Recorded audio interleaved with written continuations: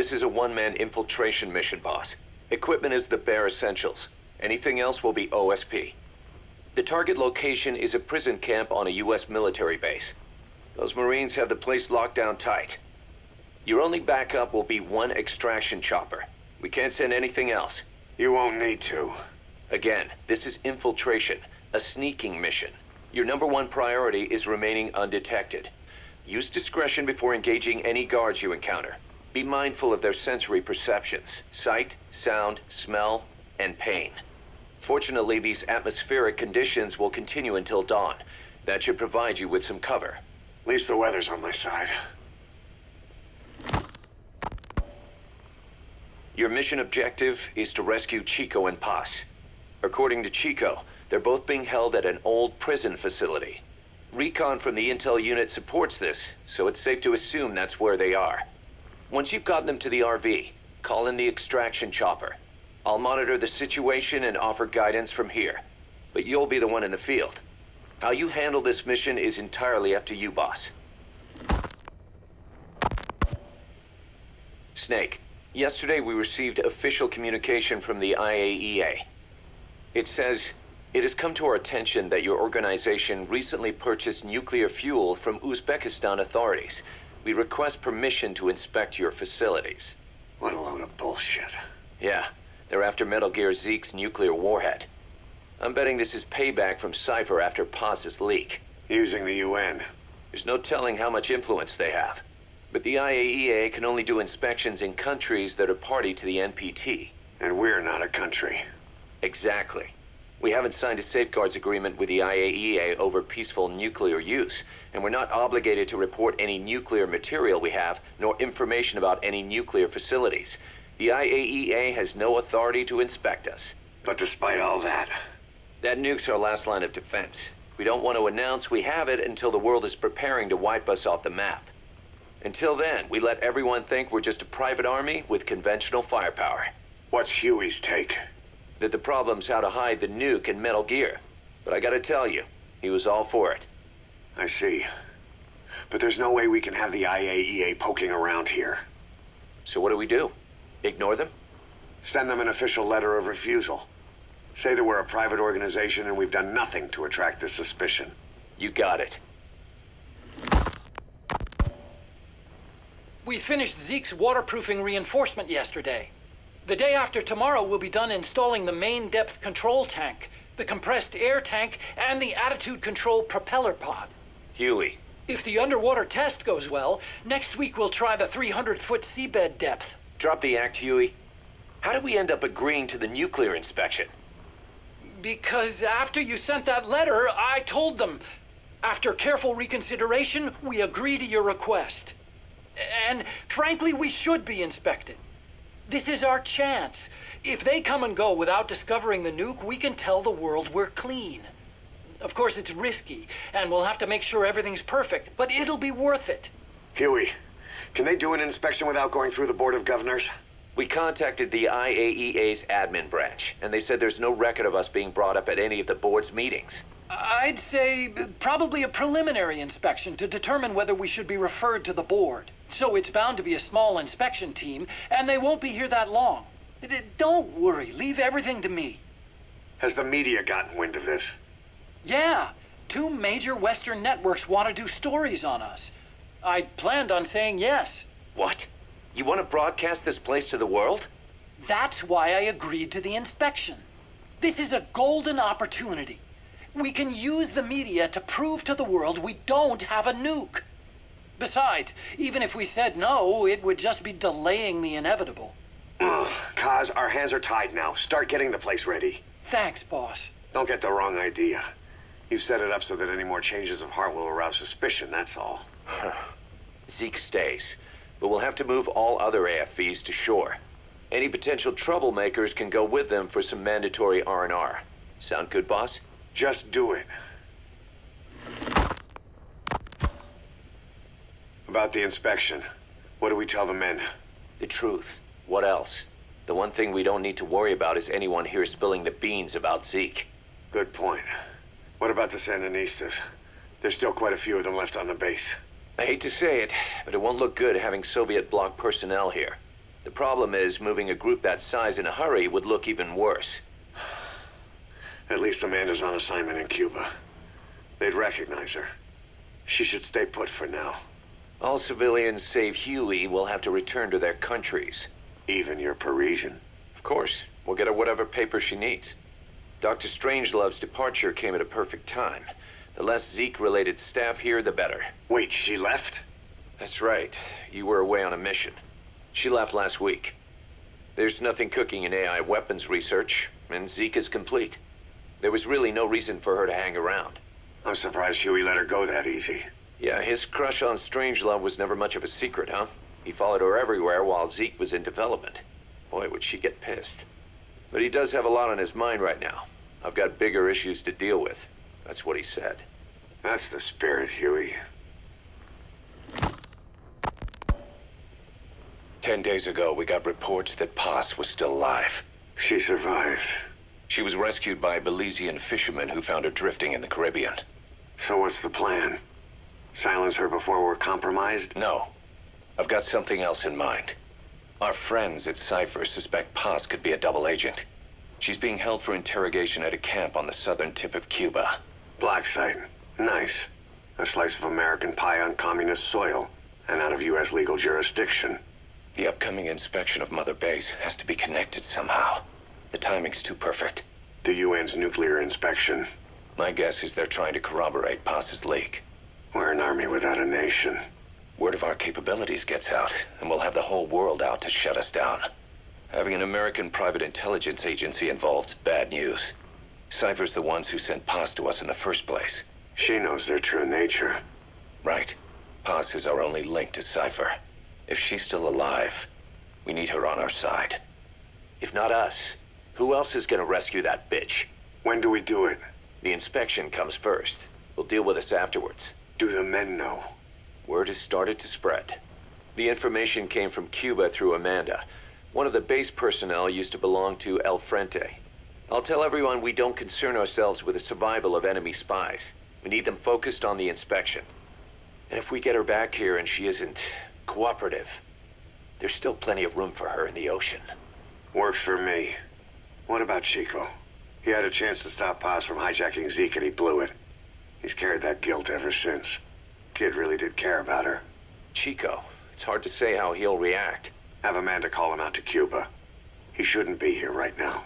Good idea. They haven't seen each other in a while. Little time with Big Sis and he'll forget all about you-know-who.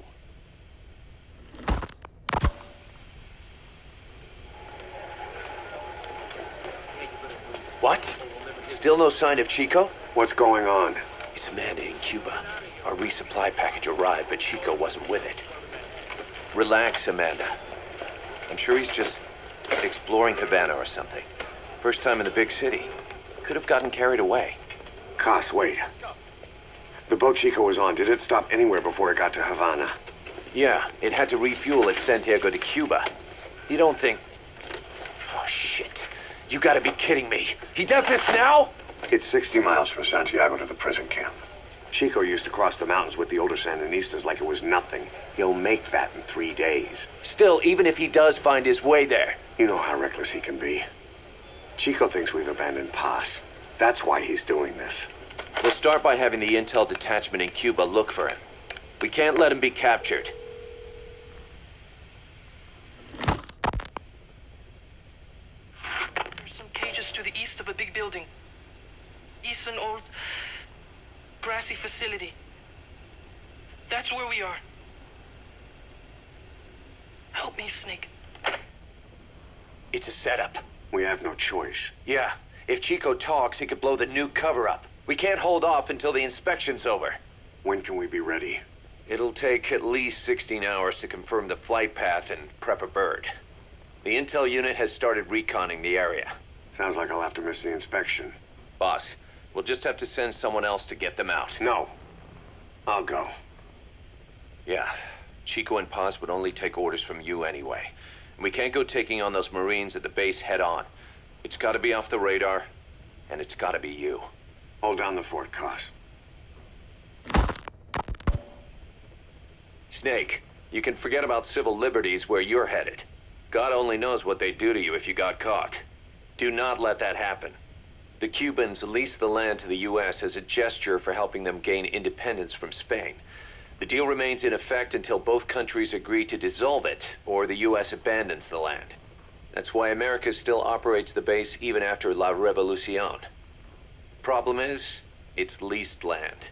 Meaning it isn't American soil, so the U.S. Constitution doesn't apply there. That allows them to withhold its civil rights protections. Yeah, that's Uncle Sam's excuse. The area was originally only for detaining refugees from countries like Cuba and Haiti. But a few years ago, the CIA and its like started using it as a black site. Enemies of the state are renditioned there and subjected to extreme forms of interrogation. You can bet Cypher had a hand in that. As you'd expect, American and other Western human rights organizations aren't allowed anywhere near the place. What happens there disappears down the memory hole.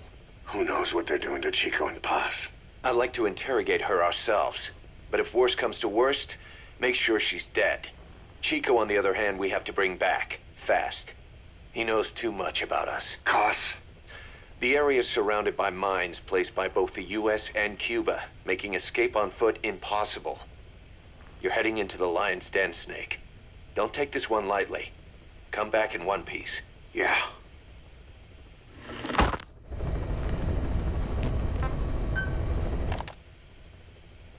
I heard about Paz's tapes.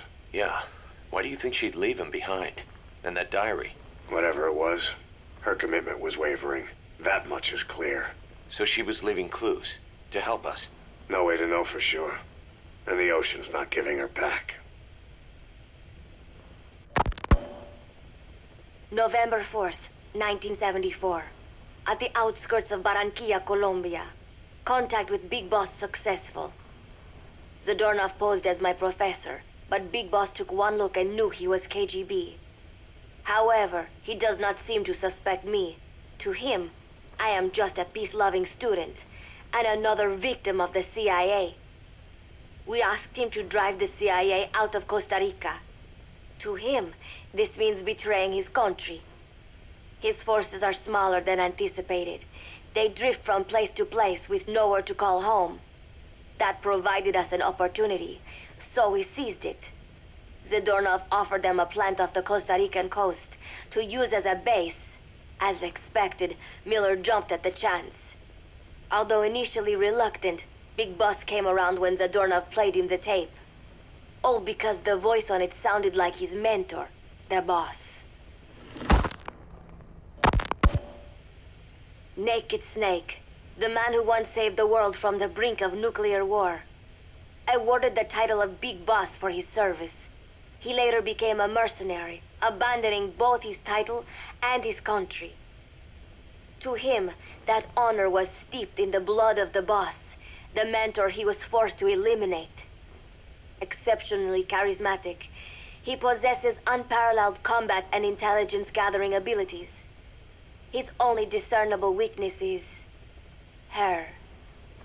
This operation hinges on how effectively we can exploit that. Kazuhira Miller is Big Boss's lieutenant. Half Japanese, half American. He once served in Japan's self-defense force. Though he and Snake first met as enemies, they discovered a common bond and together built their private army, with Miller directing business and administrative affairs. He comes off as shallow, but his true intent is hard to read. I must be careful. All that is clear is his infatuation with Big Boss. With East and West fighting over its control, Central America is now the most contested region on Earth. CIA Central American Station Chief Coldman has developed Peace Walker, a fully AI-automated, fail-deadly nuclear launch system with which he aims to reignite the Cold War. Snake's new objective in Costa Rica is to prevent that. Zadornov's, or should I say, the KGB's plan is to play the two sides against each other, turning the entire region red. Not one of the three parties realize they're all just pawns in Cypher's hands. Cypher watches all. Mother Base has developed rapidly since being established in the Caribbean Sea. They recruit more personnel daily, and already their mercenary services are turning a profit. Big Boss's leadership and charisma, and Miller's business acumen drive this impressive growth. Furthermore, joining forces with a faction of the FSLN has expanded their power even more. They have even commenced their own weapons development program. All is proceeding according to Cypher's will. I could not be more pleased. Snake's pursuit of Peace Walker led him to an AI modeled after the boss's thought patterns. It was incomplete, but, somewhat ironically, making contact with Snake was the necessary finishing touch. Meanwhile, the scientist behind Peace Walker's locomotive control, Huey, defected to Snake's army. His presence has greatly accelerated weapons development at Mother Base. I failed to anticipate Coldman's madness, but nuclear war was averted. However, this was only after the boss AI on board Peace Walker sank itself to the bottom of the lake, in what could be likened to suicide. The boss laid down her gun, choosing to sing for peace instead, and Snake, himself a gun, parted ways with her. In doing so, he reclaimed the title he once abandoned. He is Big Boss. Zadornov has been detained. Since this leaves my cover identity without a guardian, the Mother Base staff has taken me in.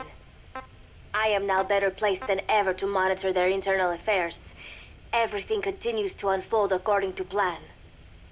The developer of the boss AI, Dr. Strangelove, has also come to Mother Base. With her and Huey's expertise, they can now develop a weapon capable of matching Peace Walker. Development on the bipedal weapon is now complete. They call it Metal Gear Zeke. It stands there like some sort of mystical guardian. The soldiers gaze on it with pride and reverence. Big Boss has elected to arm it with a nuclear weapon. As an army without a nation, they seem to feel the need for a deterrent against whatever the world might pit against them. It is a dangerous gambit. Why do such a thing? Their nuclear strategy differs from the Americans and the Soviet Union. The superpowers deter attack by revealing their nuclear arsenals to one another. Snake and his men know that if they were to go public with this, the whole world would unite against them.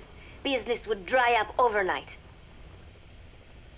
So they do not plan on revealing the nuke until necessary. This ace-in-the-hole approach is their idea of a nuclear strategy. Wielding a deterrent, all the while unable to reveal its existence. I wonder if Snake sees how vulnerable this makes them. Yes. Hijack Zeke? Yes, I did indicate that to be our leverage. But I cannot imagine his agreeing to that now. But did you not raise them to safeguard your governance without borders? No. I have not forgotten. Cypher watches all. Yes, things are proceeding, but modifying Zeke has not proven easy. I am using Zadornov to buy some time. No, I have not forgotten what you said. However, well, forgive me for asking, but this is you I am speaking to, isn't it, Cypher? I will fight Big Boss. The world must be ruled by a single will. To defy Cypher is a fate worse than death.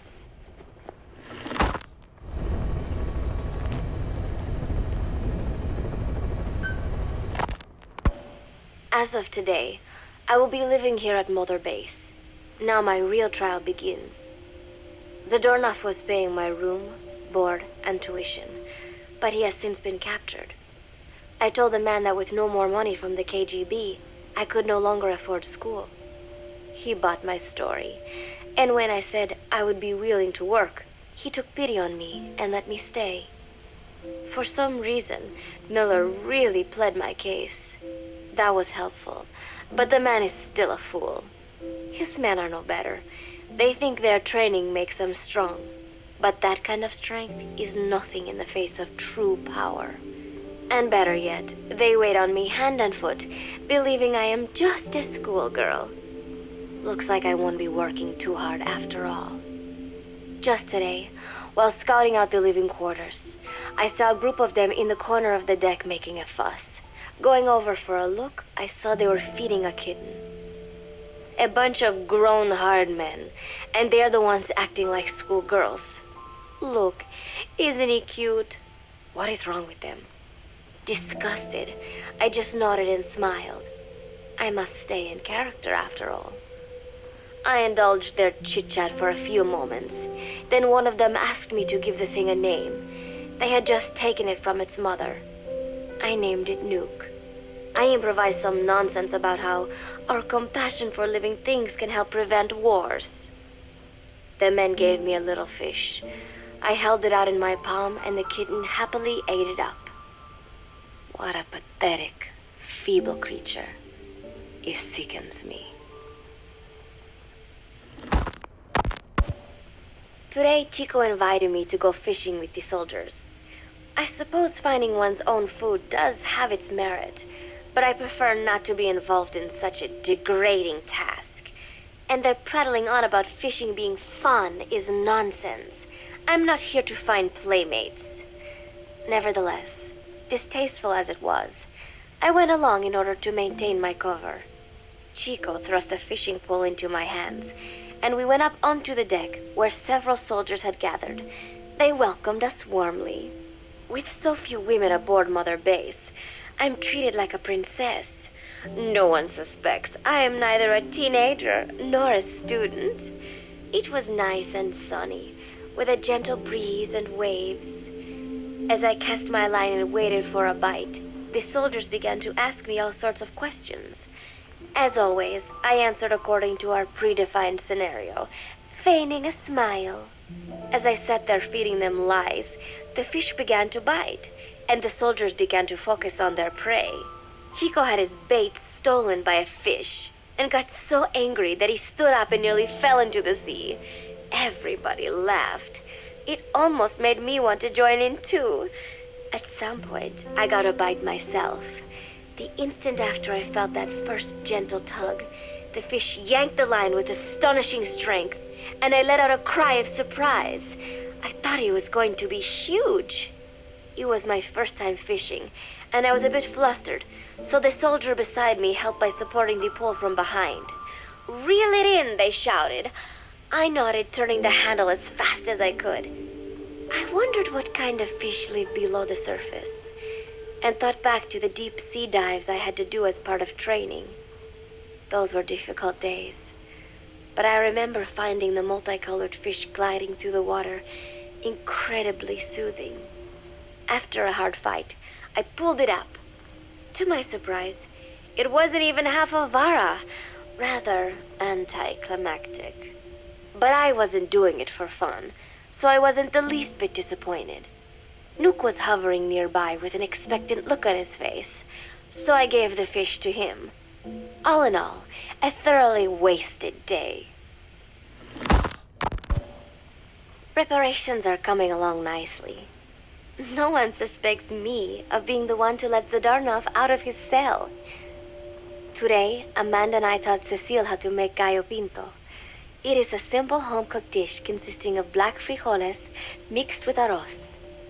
It is well known throughout Central America, not just in Costa Rica, so it is no surprise that a Nica like Amanda would be good at making it. But I was raised in the States from a very young age, and can hardly even remember my mother's gallo pinto. Having to make chit-chat with that clueless bird lover and the so-called revolutionary was excruciating. And, clueless or not, I will need to be especially careful around Cecile, the one who actually recorded that tape. Thankfully, Miller and his men seemed to believe I mistook the tape I found for one my friend made. In any case, one can never be too careful. Anyway, the three of us minced garlic and herbs, then cooked them in a pot with frijoles we'd soaked overnight. While waiting for them to cook, we sautéed onions and arroz in a frying pan. Cecile worked the frying pan according to Amanda's directions, but seemed a bit glum. She does have a knack for cooking, though. She is French, after all. We added water to the pan and watched the arroz begin to steam. While we waited, Amanda shared memories of her mother with us. They had been separated because of Simosa, but the taste of her mother's cooking was still fresh in her mind. When the frijoles were ready, we drained the water, stir-frying them with the rest of the vegetables. Quite a complicated process for home cooking. Nonetheless, it kept them occupied. The longer we sat and talked, the greater the chance of my arousing their suspicions. With women, it is not enough to just bat your eyelashes and giggle. It takes a lot of effort to divert attention. When the arroz was done cooking, we folded it into the frijoles and added salsa, stirring the mixture as it simmered. At this point, for some reason, the conversation turned to romance. Why does it have to be that way whenever women get together and chat? Cecile fancies herself to be well-versed in such matters, and gave Amanda all sorts of advice. It was harmless enough, until, to my irritation, she began pestering me whether there was anybody I liked. Not right now, I said, trying to dodge the question. But she pressed on. It's Snake, isn't it? I gritted my teeth and played it coy. Maybe. Cecile nodded and giggled. He is pretty sexy, isn't he? What a ditz! It's all I can manage to just survive. The thought of romance has never once crossed my mind. I have no interest in that kind of man. Soon enough, a rich aroma began to fill the room. The gallo pinto was ready. New came over and rubbed up against our legs, looking for a handout. Unfortunately, it was not the kind of food a cat would like. We let a few of the soldiers have a bite, and then headed off to the mess hall. The home-cooked flavor we'd achieved was a big hit with the men of MSF. Not that we are trying to impress them or anything. Even I could manage a dish like that. Snake enjoyed it too. Let me make this absolutely clear. I have no interest in that man. Football, or soccer as it is known in the States, is extremely popular here. It has not caught on yet in the US, but it has legions of rabid fans all across Latin America. These fans can get so rowdy that it is commonly believed El Salvador and Honduras went to war in 1969 over scuffles in a soccer match. In reality, tensions between the two countries were already high. The match was merely one of the sparks that set them off. But these people are so passionate about this sport that the story seems plausible.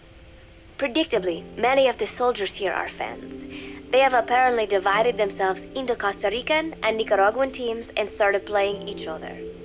To play, you need a ball and 2 goals. The R&D team built and set up simple goals on the deck. I had absolutely no interest, but Chico insisted that I come and watch. It was not a proper match by any means.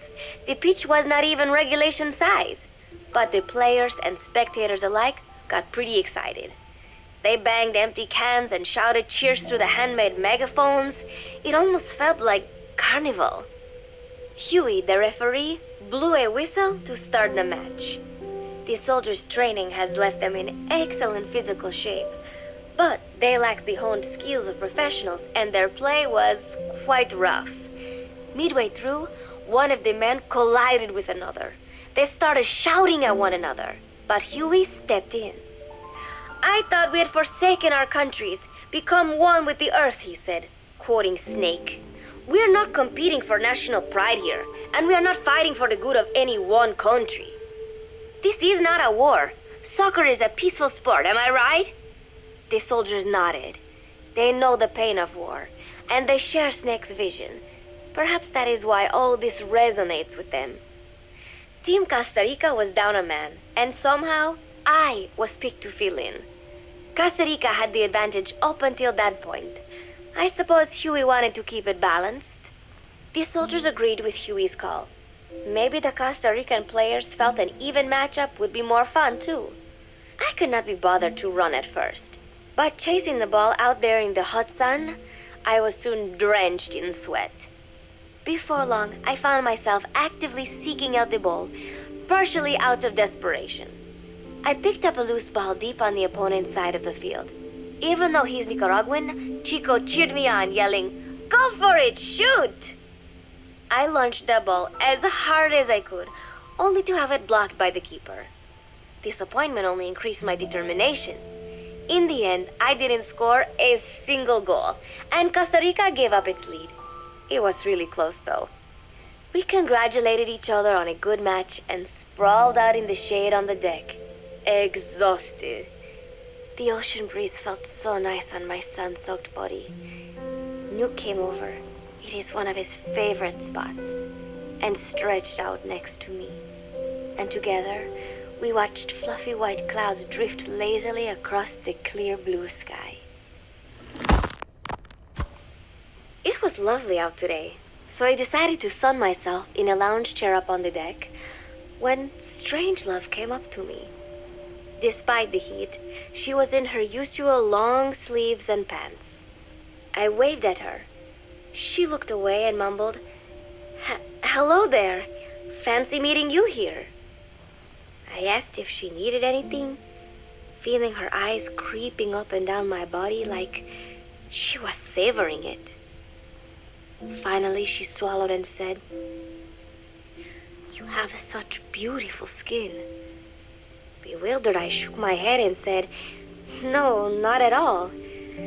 I had heard rumors that she was a lesbian, but she couldn't be after me, could she?" She continued to stare and said, "No, it is beautiful, but you must not let yourself get so tanned." And then she took my hand in hers. "What is wrong with a little sun?" I asked, trying to cut the conversation short. But she shook her head violently. "No, you mustn't. A young lady should take better care of her skin."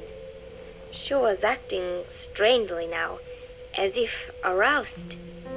She lectured me on the perils of tanning, how it ages skin, causing wrinkles and spots, and in the worst cases, even skin cancer. I knew already that tanning could cause spots, but I thought only pale-skinned Anglo-Saxons had to deal with that. Having a scientist tell me it causes aging, though, that spooked me a little. If I am to keep playing the teenager, I will have to start paying more attention to my skin.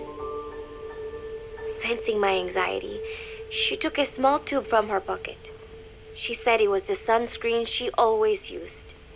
She told me to keep it. I didn't know what to say. I was more than happy to take it, but exactly what were her intentions? Was she merely being nice? Or is she really into me? Either way, there was no reason to refuse, I suppose. I have undergone training. An out-of-shape woman does not pose any real threat to me. Having power means not being afraid. It is the same on a global scale. A country with nukes can dictate terms to a country without them. I thanked her and took the tube. Then she offered to put some on for me. She squirted some lotion onto her fingers and began rolling it into my chest. It happened so suddenly, and I was so taken aback that I did not even think to protest. She caressed my stomach with her long white fingers, then slid them upwards between my bikini-clad breasts. "What? Wait," I sputtered as her moist eyes met mine. She was beautiful. Somehow, I found myself captivated by this woman more than 10 years my elder. "Hold still," she whispered in my ear. I nodded silently, unable to refuse. My body went limp, motionless, as if in a trance. Gently, carefully, she rubbed the lotion all over my entire body. I shouldn't have enjoyed it, and yet I could not help myself. For a moment, I was spellbound. That woman is dangerous. I had better watch myself. Protecting one's health is an important part of any agent's job. But despite my best efforts, I have caught a cold. Now that I think about it, Mother Base's numbers are on the rise, with soldiers coming from all different places and backgrounds. It is no wonder then that sooner or later someone would bring in a virus. That said, what I have got is just a common cold. The medical team said I'd need a few days rest, so I've been restricted to my room and put on bed rest. I thought I'd gotten used to not having anyone around to relate to, but at times like these, being alone is just miserable. All I could do is lay there and stroke Nuke's back, trying to take my mind off how bad I felt. Nuke just sat there, not making a sound. But I did have visitors. Amanda and Chico, Huey, Cecile, Miller, and a few of the soldiers I've become relatively close to. Amanda made me a soup with herbs she said were good for a cold. Miller told me to take it easy. I will sing you a lullaby, he said, then broke out a guitar and sang some incomprehensible song in Japanese. I did not need to understand the lyrics to know he is an awful singer. Then he said, "You know what is good for a cold? Suppositories. Here, I'll show you." He began to take off his pants, so I threw my tissue box at him to make him go away.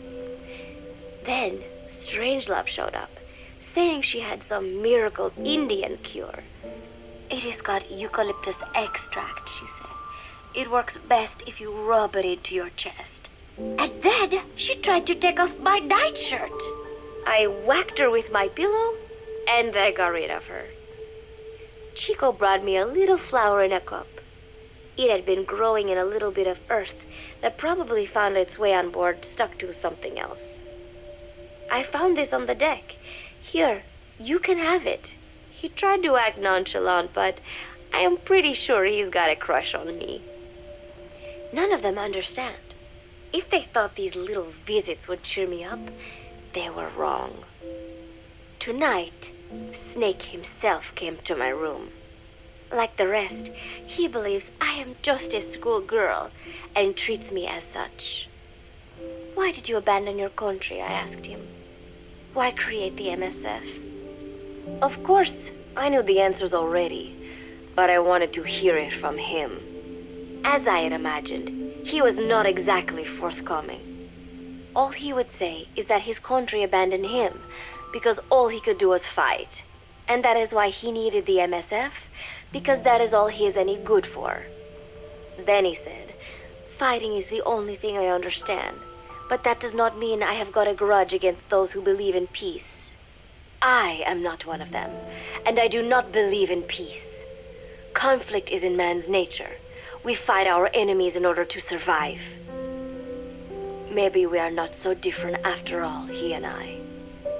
But that is exactly why I'm going to have to kill him, or else he will have to kill me.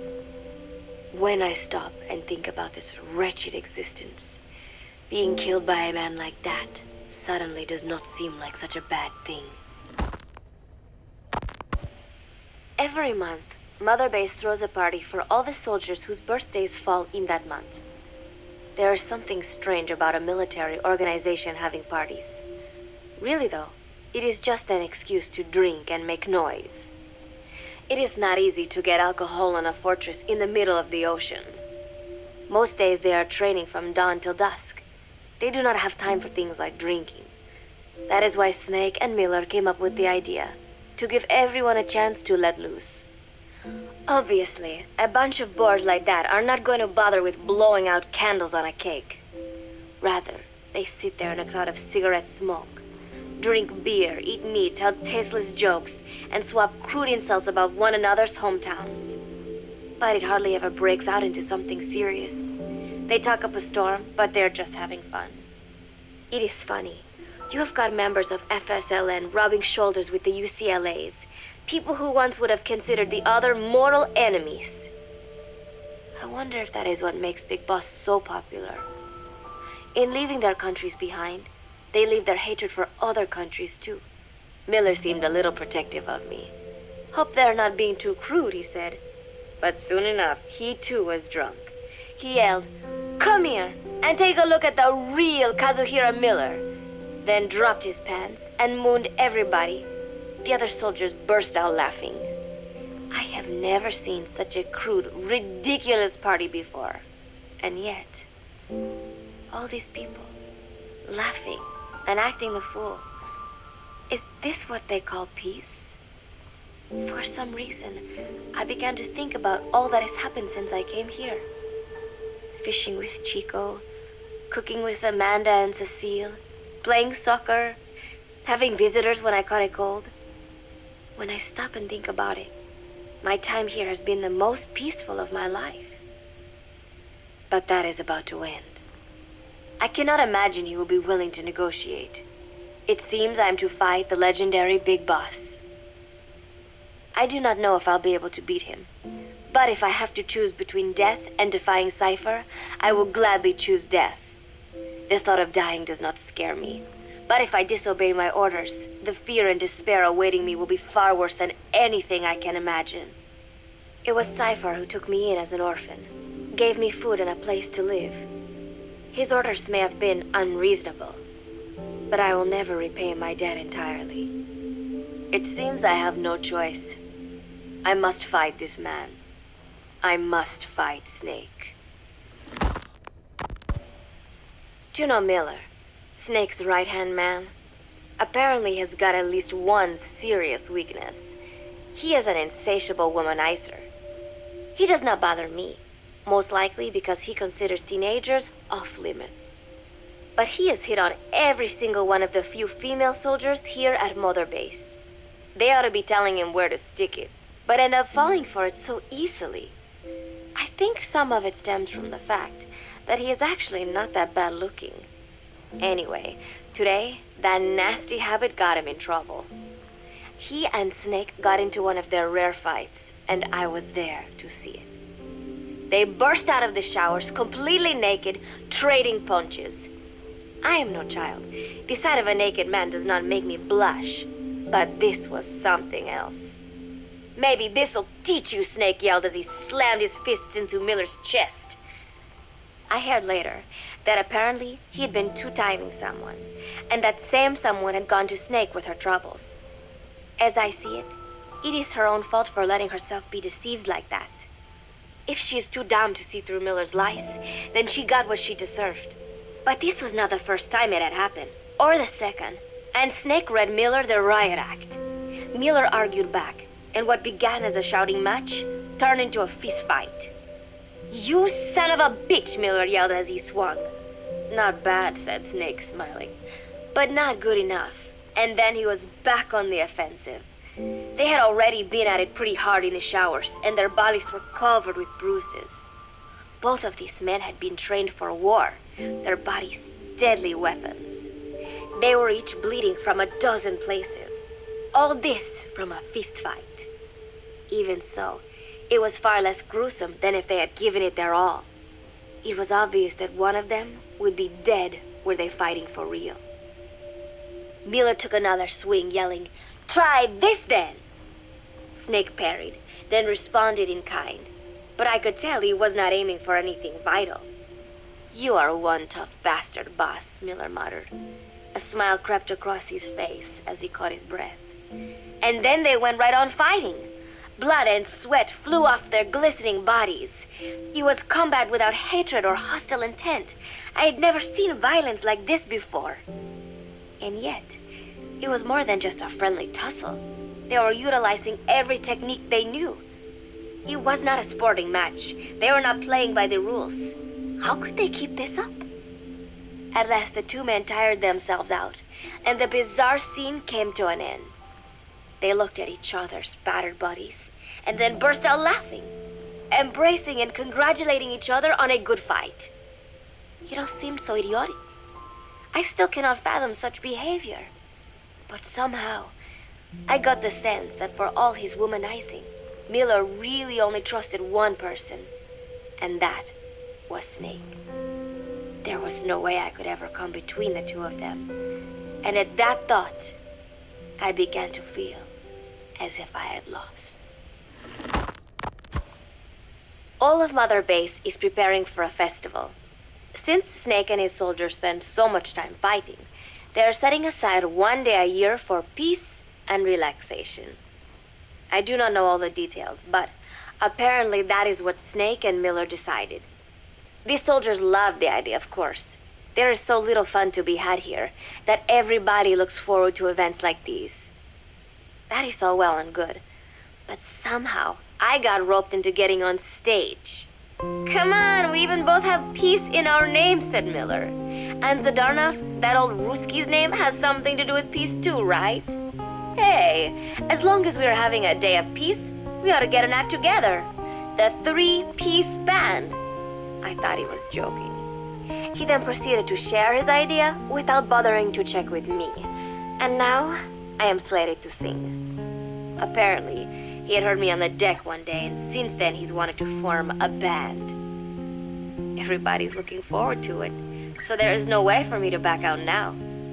I've never done anything like this, but it does feel kind of nice to know that people are looking forward to it.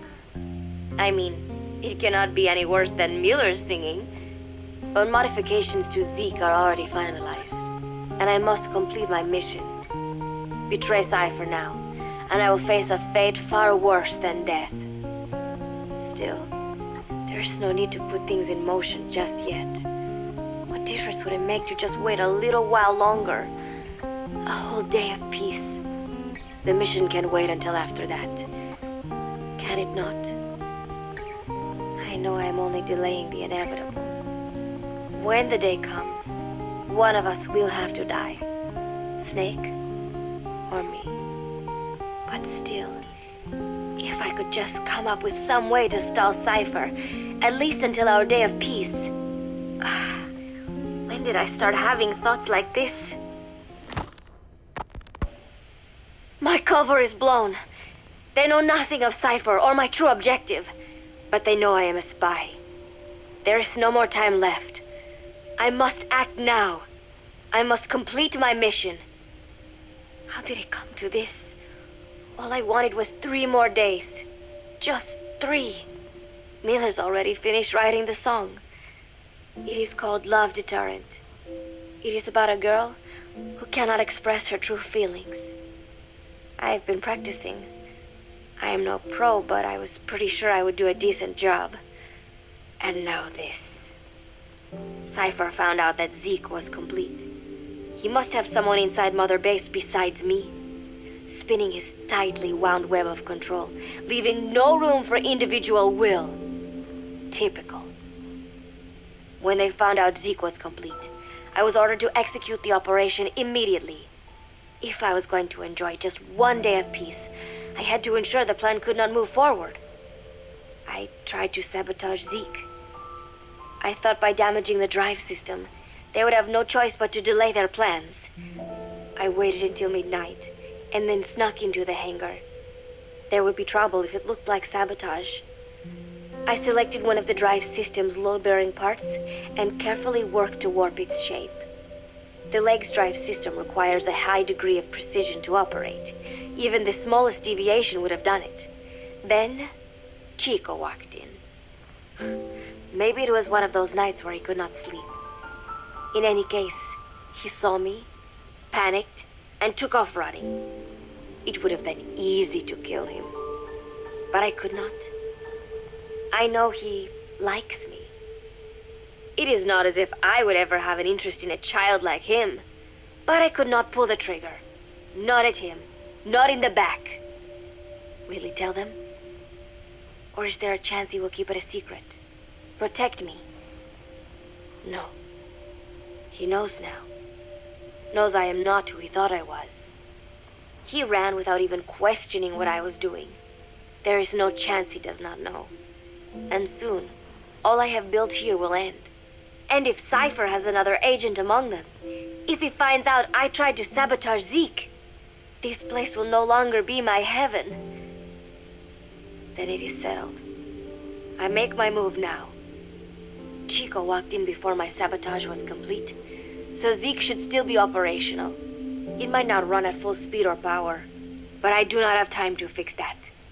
Without Zeke, I do not have a chance in hell of winning. I must act fast before Chico sounds the alarm. I knew it would come to this. I just did not think it would be so soon. It is time, Zeke. Metal Gear Zeke. Activate.